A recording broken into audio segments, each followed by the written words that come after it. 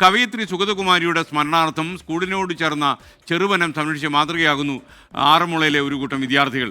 ആറന്മുള വിദ്യാധിരാജ സ്കൂളിലെ കുട്ടികളാണ് പ്രകൃതിയുടെ കവയിത്രിക്ക് വേണ്ടി ചെറുവനത്തിൻ്റെ സംരക്ഷണം ഏറ്റെടുത്തത്.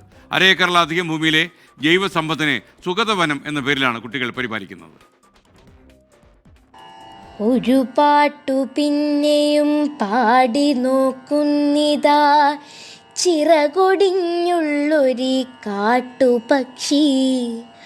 ഒരു പാട്ടു പിന്നെയും പാടി നോക്കുന്നിതാ, ചിറകൊടിഞ്ഞുള്ളൊരു കാട്ടുപക്ഷി. സുഗതകുമാരിയുടെ ആകുലതകളെല്ലാം ജീവവായുവിനെ കുറിച്ചായിരുന്നു, പ്രകൃതിയെക്കുറിച്ചായിരുന്നു. പ്രകൃതി സംരക്ഷണത്തിന്റെ പ്രചാരകയായിരുന്ന കവയത്രിയെ ആദരിക്കാൻ ഇതിലും മികച്ചൊരാശയമില്ല. ചുട്ടുപൊള്ളുന്ന വെയിലിലും സുഗതവനം കുളിരാണ്. മരങ്ങൾക്കും സസ്യങ്ങൾക്കും പുറമെ നിരവധി പക്ഷികളും ജീവികളും സുഗതവനത്തിന്റെ ഭാഗം.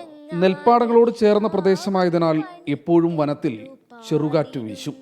ഇടറുമിക്കാനമൊന്നേറ്റുപാടാൻ കൂടെ ഇണയില്ല, കൂട്ടിന്നു കിളികളില്ല, പതിവ് പോൽ സുഗതകുമാരിയുടെ കവിതകൾ ഏതാണ്ട് 6-7 കവിതകൾ ഇതിനോടകം തന്നെ കുട്ടികൾക്ക് പഠിക്കാൻ കഴിഞ്ഞു. അത് ചൊല്ലി കുട്ടികളത് ഏറ്റുചൊല്ലി.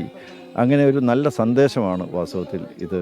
അടുത്ത തലമുറയ്ക്ക് നൽകുന്ന പ്രചോദനവും പ്രേരണയുമായിരിക്കും ഈ ഒരു സുഗതവനയാത്ര എന്ന് ഞാൻ വിചാരിക്കുന്നു. സുഗതകുമാരിയുടെ നവതിയാഘോഷങ്ങളുടെ ഭാഗമായി സുഗതവനത്തിലൂടെ വനയാത്ര സംഘടിപ്പിച്ചാണ് പ്രിയ കവയത്രിക്ക് ആദരമേകിയത്. കോൺക്രീറ്റ് കെട്ടിടങ്ങൾ മാത്രമായ വിദ്യാലയങ്ങളുള്ള ഇക്കാലത്ത് പരിസ്ഥിതിയെ തൊട്ടറിയാൻ ചെറുവനം സംരക്ഷിക്കുക എന്നത് വിപ്ലവകരമായ ഇടപെടലെന്ന് അധ്യാപകരും പരിസ്ഥിതി പ്രവർത്തകരും പറയുന്നു.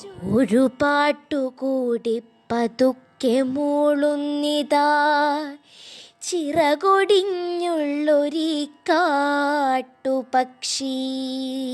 സഞ്ജയ് ഇക്ബാലിനൊപ്പം ശ്രീജിത് ശ്രീകുമാരൻ, 24 പത്തനംതിട്ട.